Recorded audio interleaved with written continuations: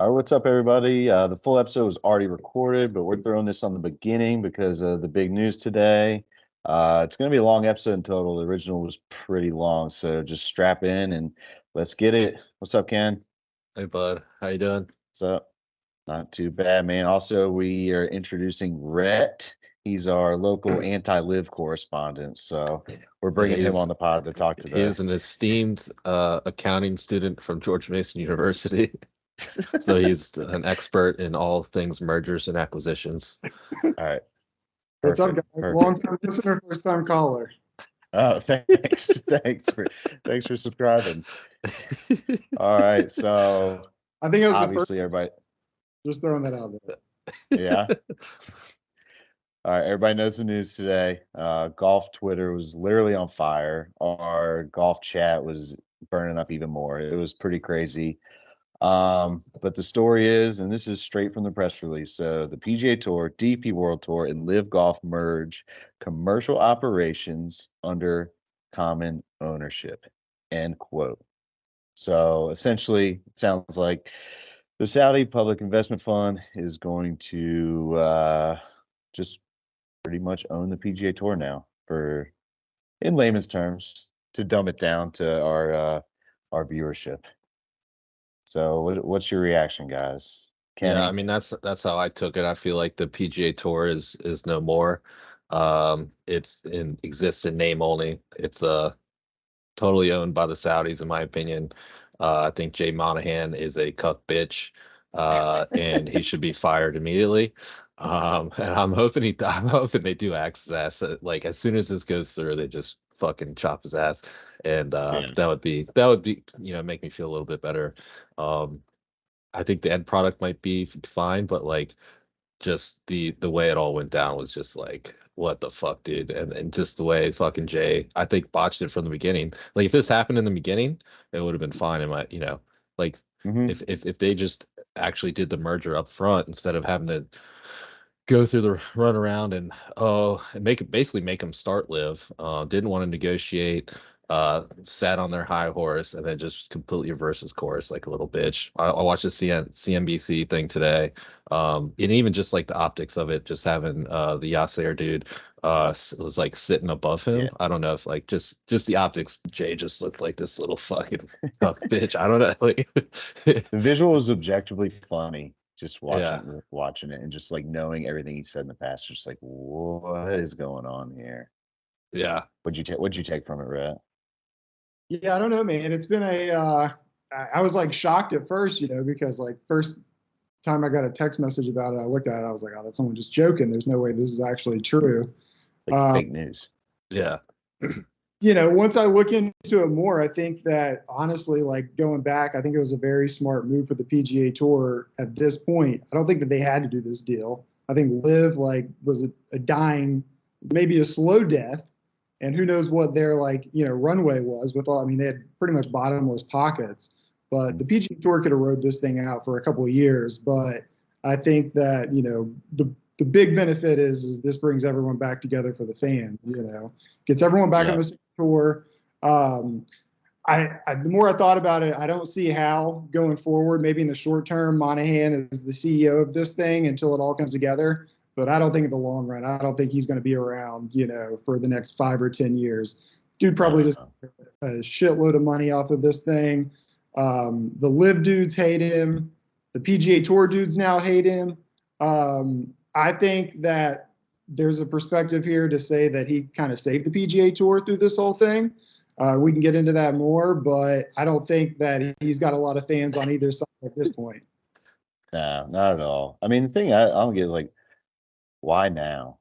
Why right now? So my thought is there's two things that's going wrong. The lawsuit's not going how they thought it was going.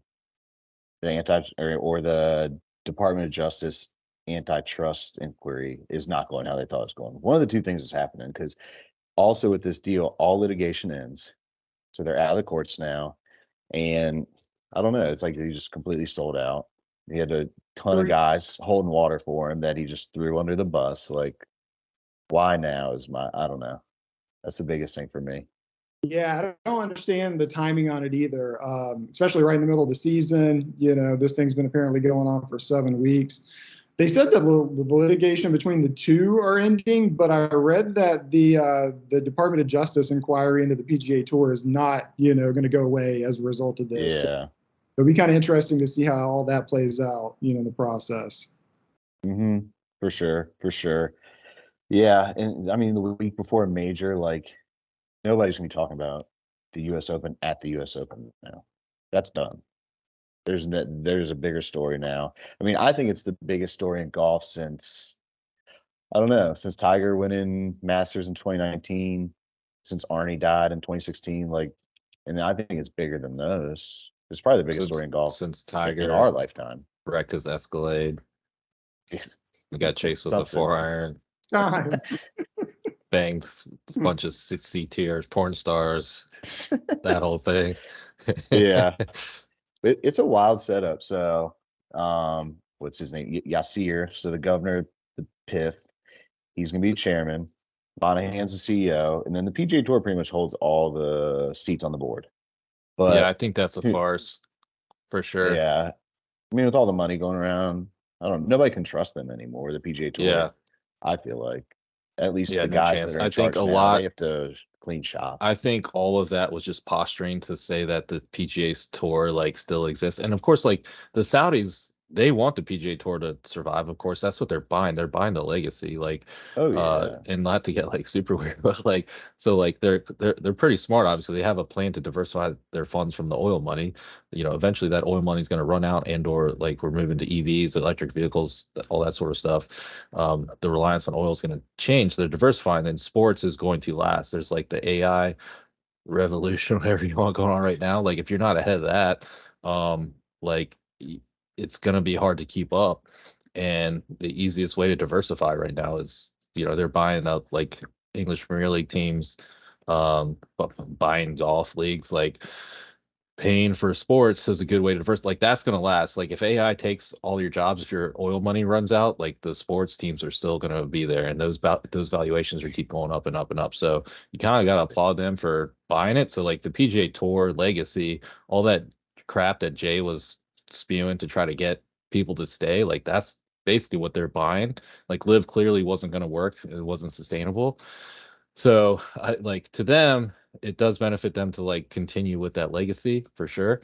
But I don't think like them having control over the board and all that like really means much other than like sure they're gonna do like continue on as they are with their day-to-day operations. But like, there's gonna be a for-profit entity, Liv's gonna own, they're the financial backer, like the money is what makes, the needle move. Like they're gonna own the PGA Tour, in my opinion. Yeah. Yeah, and I just don't see a lot of this stuff. Yasser made a point in the CNBC interview to say like kind of the power of running these tournaments and stuff is still going to remain with the tour. It's very clear that I think that the tour, with all their history and expertise, was much better at putting on a golf tournament than Live was. I mean, they're the ones that are attracting the viewers. They have the 60 years plus for the legacies. Some of the tournaments are, even outdate the tour. It's like that's why people watch golf, is because when you see the players that you recognize on courses that you recognize, and the history, the traditions, that's why people are tuning in.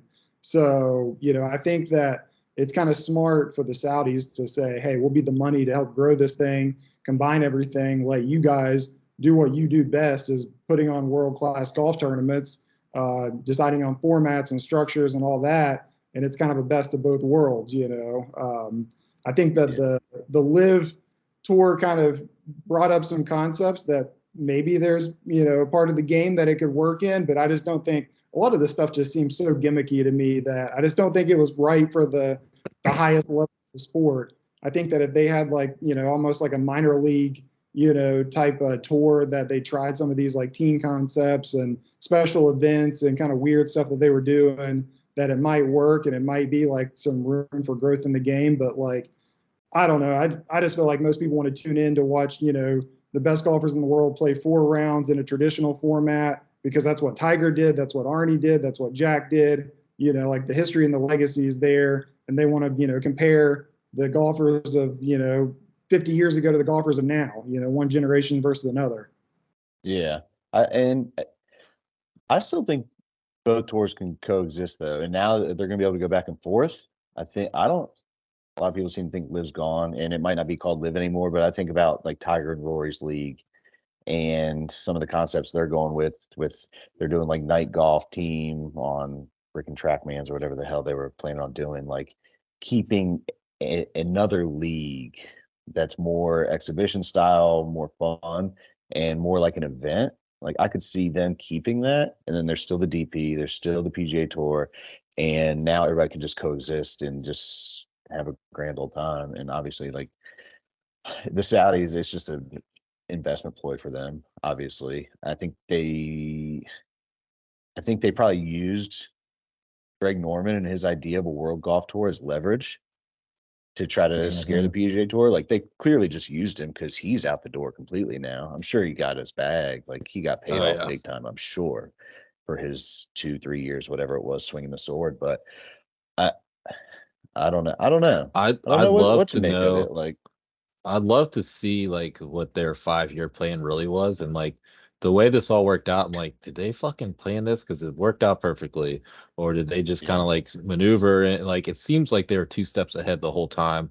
And now like just like everyone hates Jay Monahan right now. So like yeah. they know that's going to happen. Now they have the ability to just remove his ass and no one's going to care, put in their own guy. And like, yeah, Is there a okay, bigger PGA clown than him controls right the now, board. though? Like, no, exactly. And you had to know Yeah, that that's what's going to happen as you start planning this merger out. yeah. So, Well, you know, to me, they're 2 steps ahead. They're playing the PGA Tour like a fiddle. I could be wrong. I don't know. It's just yeah. like, it just seems too perfect how this all worked out to like get in I there. don't. I don't know. I feel like I Monahan's future is just like he saved the tour because I don't know. back 2 years ago What with is he saving? Yeah, he didn't save the tour. so think about a year or two ago when all of these players started to leave, for chasing the money.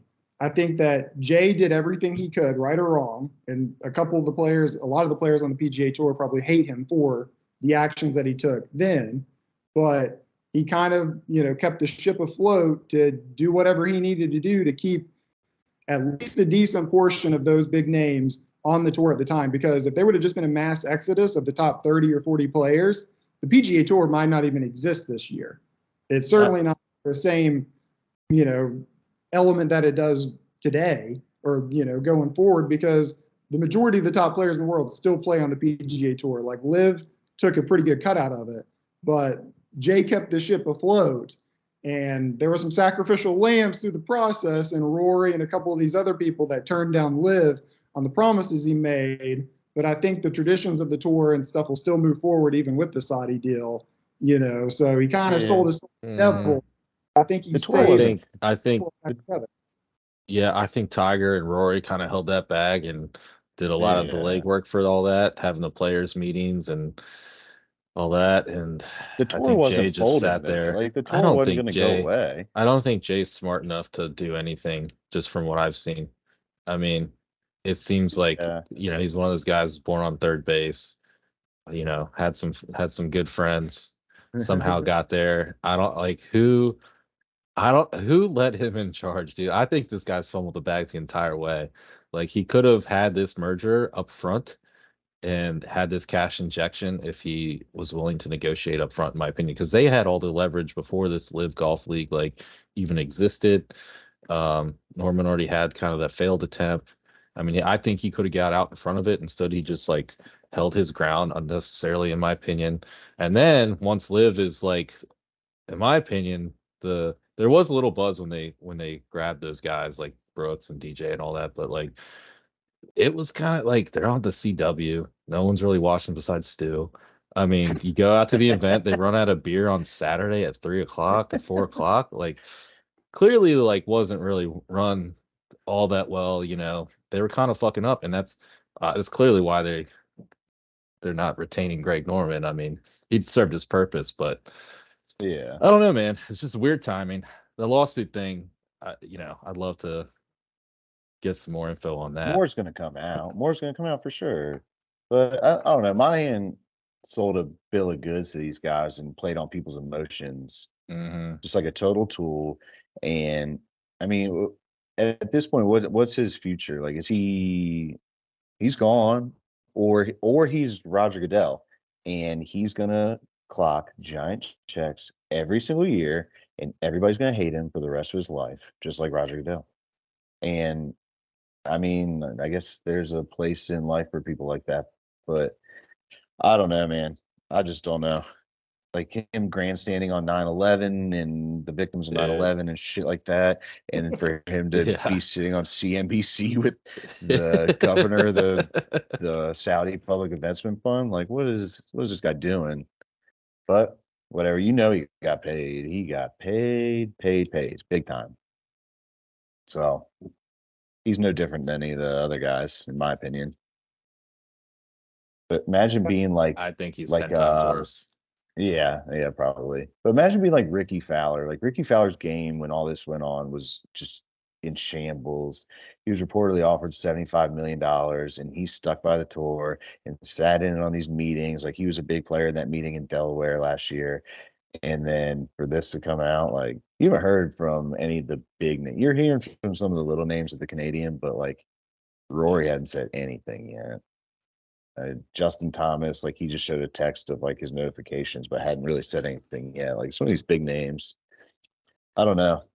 I knew I no one hope thing. Rory uppercuts the shit out of Jay next time he sees him. I hope it's on video. Just Yeah, the old Chappelle show. it feels like Phil was right in all this. So I don't know what he knew and why he seemed to know more than everybody else. But it's reported it came out tonight, so this is 7 weeks in the making. And it didn't get leaked somewhere, but the whole time Phil just kept saying, "You'll see, you'll see," and now we see. And I don't know. I guess we'll see where it goes from here. It's almost like Phil was more in charge over a LIV than even Norman was. Like he had Yeah.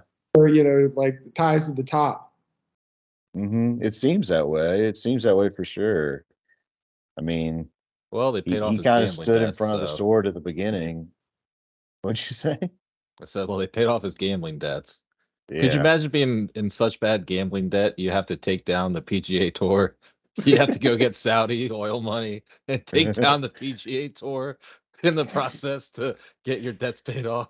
He's a billionaire now. Yeah, that's what he said. He said he's almost a Yeah, I'm billionaire. He almost a doesn't gamble billionaire anymore. too. Just 999.99 million, whatever the fuck we got. Yeah. All right. Well, all right. Where do we see this going? So next year they can reapply? Do you think they get any suspensions or anything like that? Any sanctions for coming back, or it's just going to be a free for all? It'll be a free for all. They'll pay some sort of fine to make it look like something, and I'll put that towards charity. But I don't know. I think the big winners in this obviously are like the LIV guys that took the money and get to come back. But I think in the long run, the next like 5 years, the top 30, top 40, top 50 guys in the world, like I know all these PGA Tour players are pissed off right now because of like the way this is all like worked out and the money they lost out on and stuff. But next year when they start to see the purses from these combined investments and stuff coming out and what kind of money is on the table, like none of these guys are going to give up pro golf because they're so mad about the situation. Like, oh, hell no. Right there, signing up for the same tournaments and probably making like double what they're making this year. Yeah. Well, they can't give up pro golf. They're as dumb as we are. They're just better at golf than we are. So, but yeah, I mean, I think it probably sucks though for a guy that's like 150th, between 100 and 150th, like in the world or in the standings or whatever. Like that guy that's in limbo, he's not going to play in any of these big events now once all these guys are back. And like, I don't know. I think it kind of sucks for that guy. I don't know. With all the money, though, there might be like a trickle down effect that even, like it goes down to 150th, 200, player as far as like maybe they're getting some guaranteed money, like travel expenses paid and stuff. I mean, there's just so much money coming into this thing, billions of dollars to cover stuff, Yeah, it might be the NBA where you end up paying like Kyle Kuzma 30 million a year to get 10th place in the East. Sorry, I cut out there. It's kind of weird for me, like with any of these other like big sports investments that the Saudis have made, and like European soccer or WWE, like have they come in? I don't know if they've ever come in and like tried to completely like overhaul the existing product, other than just like kind of like a money dump to keep doing what you're already doing. Yeah. Yeah, I think like for us as consumers, it might just actually be a good thing as far as the product and just dumping the money into it. As long as they don't do like the team thing from Live or like the no cut, like the 54 They hole said there's gonna be thing. a team But element. I don't know what it's gonna be. But they yeah, said there will be a so team I element. I mean, think it'll be more along the lines of that Tiger and Rory League though, and like, but because they said they're still trying to do the thing where the players have ownership stakes in the teams, and I mean, there's still a lot of details. This deal isn't even signed yet, so who knows what's going to come of it. Well, they But stopped Greg Norman today, so that's step one. yeah, yeah. he got a fat check, and he is probably, I don't know, is he in Florida or is he in Australia right now? He's on I the don't know. beach somewhere. Probably in Vegas. Yeah, probably in Vegas, drinking from his own stash of wine. All right. I You got guys got one anything more. I else? got one more Uh-oh. comment or something. Let's What's hear been it. cracking me up? Well, couple things that cracked me up. They had the DP World Tour commissioner on Golf Channel earlier today, and the talking about like letting the guys back on, and he's like, "Well, we're just gonna follow our policies and procedures," and like still trying to be like hard line of like, "Well, they can reapply if they want to, as long as it's within our policies and Yeah. procedures." So like, what the fuck are you talking about, dude? There is no policy procedures anymore. And like, two, you're gonna let the big dogs back on there. Like, what do you mean? Like, I don't know. Just Yeah. cracked me up. And then Jay Monahan just being like, well, gives us the opportunity to grow the game of golf.